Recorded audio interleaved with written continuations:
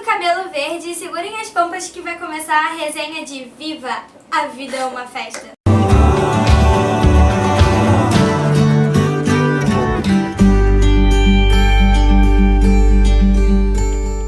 Então, tem um filme que tá no cinema e vai sair, então você deve tirar essa bunda da cadeira agora, depois de ver esse vídeo, claro, depois dar o joinha, se inscrever, seguir nas redes sociais, etc. Você levanta e aí você vai no cinema e aí você paga o ingresso e aí você vai ver o filme. Ah, mas por que você tá falando isso? Porque o filme é bom, cara. Então, eu não vou contar spoilers, nem resumir o filme inteiro, porque eu quero enfiar essa curiosidade no seu cérebro pra você ver. Eu vi o filme, no mínimo, umas 3 vezes e eu chorei nas 3. Tá, vamos começar isso aqui. O filme, ele é da Disney, obviamente, mas ele é produzido por um cara, Lee Unkrich. Eu não conhecia esse diretor até o dia de hoje, né, que eu fui ver, não hoje, mas até o dia que eu fui ver o filme. E, cara, ele fez um mega de um filme bom para um cacete. O filme foi indicado para muitos prêmios, tipo, muitos mesmo. E ele ganhou o prêmio Sindicato dos Produtores da América como melhores produtores de animação. Ele fez uma bilheteria de mais ou menos 621,7 milhões de dólares. Então, assim, é bastante dinheirinho, e pra ter bastante dinheirinho tem que ter bastante pessoinhas lá, alienígenazinhos indo lá, pá, comprando, etc. A trilha sonora é boa, nível Spotify Premium, lá, né? E ele acabou ganhando um prêmio, que é difícil de falar o nome, que é Phoenix Films Critics Society Award, como vencedor de melhor música. Eu achei que fosse só esse prêmio, né, que eles tivessem recebido, foi o único que eles receberam, mas eles foram indicados na trilha sonora mesmo, para outros vários, né? Falando da aura do filme, o filme ele se passa em 2 momentos da cabeça do ser humano. Ele fica no entretenimento e na reflexão social. O filme todo te diverte, te deixa emocionado, te faz rir, mas ao mesmo tempo você pensa o filme inteiro, porque o filme mostra que nem sempre, quando tem um obstáculo entre 2 coisas, você tem que escolher uma das duas. Porque a gente tem mania de achar que a gente, ou se tem um obstáculo, ou a gente fica aqui, ou a gente vence o obstáculo e vai. Às vezes não, às vezes a gente não precisa abandonar o antes pra ter o depois. E o filme, ele é bem sobre isso, né? Onde um menino, ele tem uma família que não permite o sonho dele e ele acha que ele tem que abandonar tudo pra realizar o sonho. Mas não, ele não tem, mas ele precisa passar por isso tudo pra descobrir. O filme se passa em 2 locais, mas a maioria do filme é no segundo local. Que primeiro é na cidadezinha dele, onde ele tá com a família, e a segunda é a cidade de Los Muertos, que é tipo um outro lado, não fica aqui pra sempre. Pra você poder entender isso, eu vou ter que explicar melhor a tradição religiosa e cultural que se passa lá no México. Eles têm uma tradição do Dia de los Muertos, em que consiste no único dia em que os muertos conseguem atravessar para o mundo de cá. E eles precisam atravessar para receberem suas oferendas e levarem elas como energia, né? Tipo um poderzinho energético mesmo, que dá para eles continuarem vivos, mortos, mas vivos, na área de los muertos, né? Lá. E aí, se ninguém bota a sua foto numa oferenda, com oferendas, e vão esquecendo de você, você começa a sumir daquela cidade. Você vai desaparecendo até a hora que ocorre o fenômeno que eles chamam de ser esquecido.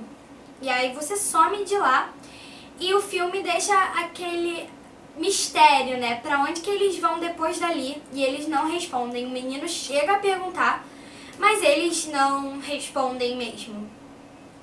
E aí tem isso mesmo, né? E eu acho engraçado a maneira como eles colocaram isso, porque pra eles, os muertos, pra eles poderem atravessar a ponte, que vêm pro nosso mundo, eles têm que passar por tipo umas recepcionistas que ficam com os computadores. Aí, eles são todas caveirinhas, né? Caveiras mexicanas, o que foi muito interessante, assim, uma brilhante ideia. Eles vão lá e param em frente ao computador. O computador faz uma leitura facial e aí eles rastreiam se tem alguma foto em algum lugar, em alguma oferenda dessa pessoa. Se tem, ela pode ir e aproveitar. Se não tem, ela fica barrada e não pode passar de jeito nenhum. E eles fizeram isso de uma forma bem divertida. Aí vamos contar agora a relação entre o sonho do menino e a família, né? Por que que a família não deixa o menino realizar esse sonho? Eu vou matar esse desgraçado. Tá atrapalhando meu vídeo, enfim. A família começou com a mamãe Imelda e o papá. E eles tinham uma filha, que era a Coco. E aí eles viviam uma vida mágica em que consistia que o papá era músico e aí eles cantavam, tocavam instrumentos e dançavam. Até que chegou o dia que o papá pegou o violão e abandonou as duas e foi embora, tipo, sumiu e nunca mais apareceu. E a mamá, ela decidiu que ela não ia ficar sofrendo por ele e aí ela foi lá e aprendeu a fazer sapatos e aí ensinou a filha a fazer sapatos. E aí ensinou o genro a fazer sapatos. E aí criou uma família sapateira. E aí todos eles faziam sapatos juntos e trabalhavam com isso. E eles proibiram a música na família. Então não podia ter música na família, não podia. Ponto. Vocês já entenderam, né? Não podia. Aí o menino, como uma criança, ele brincava pelas praças, corria e ele engraxava sapatos. Ele ainda não fazia parte da oficina para ganhar um dinheirinho dele, né? Como criança que sempre quer fazer alguma coisa, ter um dinheirinho. E aí ele conheceu a música nas praças. E aí ele virou fã de um grande músico local chamado Ernesto de la Cruz.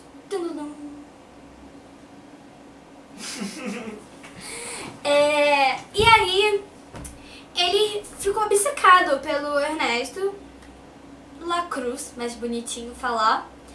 E aí ele tinha um quarto só com coisas dele e aí ele montou um violão e tipo personalizou idêntico ao dele, né?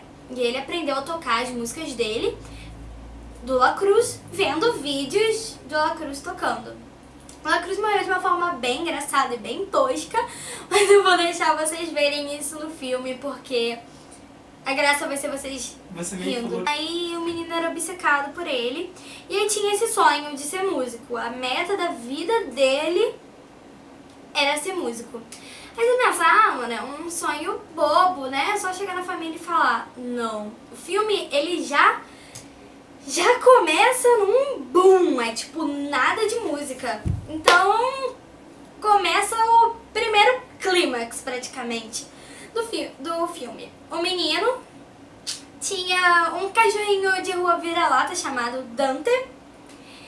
E esse cachorro segue ele o tempo inteiro e ele é o xodozinho do menino, que se chama Miguel. Eu não falei o nome do menino nada nenhuma. O nome do menino é Miguel. Aí tá, o Miguel decidiu que pra ele ser considerado um músico e pra família dele aceitar ele, ele tinha que fazer a mesma coisa que o La Cruz fez. Subir na praça, no coreto da praça e tocar pra todo mundo se encantar com o som dele. Mas o som dele é o som do La Cruz, mas ok. Aí, nisso, ele foi sair escondido com o violão que ele fez. E aí foi o Dante seguindo ele. Mas aí a família dele, ele esbarrou com a família e ele correu pra sala das oferendas e se escondeu o Dante e o violão ali debaixo, né? E ele já tava cagando pra oferenda da família, né? E a avó dele, a abuelita, tentando explicar pra ele que isso era importante pra família, essas coisas, ele, tipo, cagando geral. Aí, tá, eles discutiram e muita briga, o Dante, sem querer, foi comer uma comida da oferenda, teve treta, porque aí o menino puxou e aí o Dante acabou derrubando o quadro, o primeiro quadro do topo da oferenda, que era de quem? Da mamá Imelda e do papá, com a cara dele rasgada pra ele ficar, tipo, bem longe.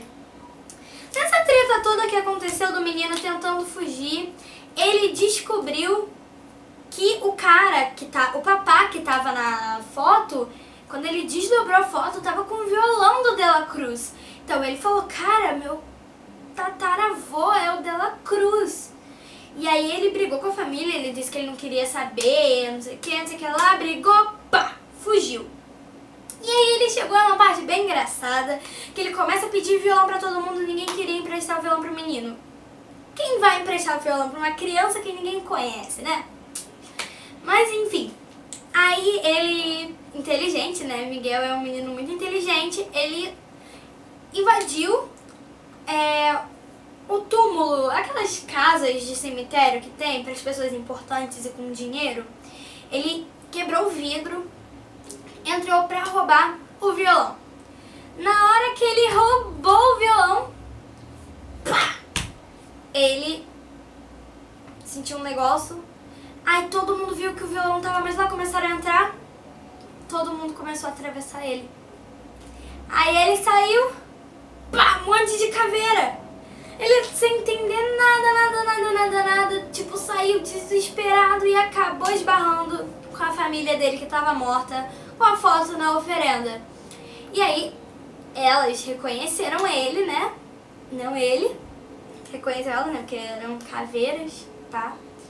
Enfim, elas reconheceram Miguel. Aí ele foi reconhecendo depois, pelo formato do rosto, as roupas, etc. Ele foi reconhecendo quem eram. E aí viu que era a família deles.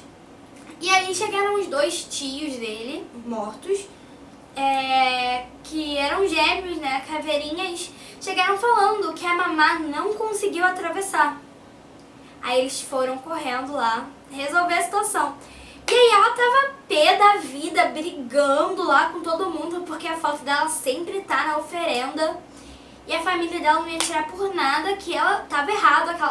Ela chama o computador de caixa do demônio, que não deixava ela sair por nada. Ela achava que tipo, era um complô contra ela. Mas na verdade a foto dela não tava lá mesmo, que o menino pegou a foto e saiu.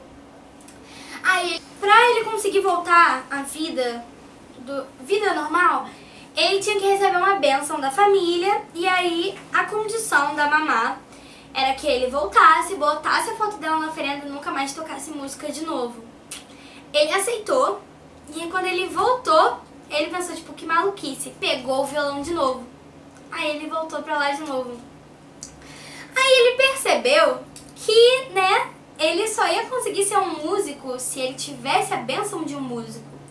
E o La Cruz era o tataravô dele, né? Conforme a foto, fugiu da família, se escondeu. E aí ele ouviu uma caveirinha falando para um segurança que conhecia o Dela Cruz, podia dar ingresso para ele, não sei o que, tentando subornar o policial. Não deu certo. E aí ele começou a perseguir o cara, que se chama Hector, e pedir ajuda para ele levar o Miguel até o Dela Cruz. E aí o Hector falou que em troca ele botasse uma foto dele na oferenda, porque ele estava quase sendo esquecido. E aí, pra você saber todas as aventuras que estão por vir, que são maravilhosas, engraçadas, surpreendentes, emocionantes, você precisa ver o filme. Ai, é muito bom esse filme, então é nóis, tá? Assista o filme, assista os nossos vídeos do canal, porque vão ter vários. Segue nós nas redes sociais e não morram até semana que vem. Just a young gun with a quick fuse. I was uptight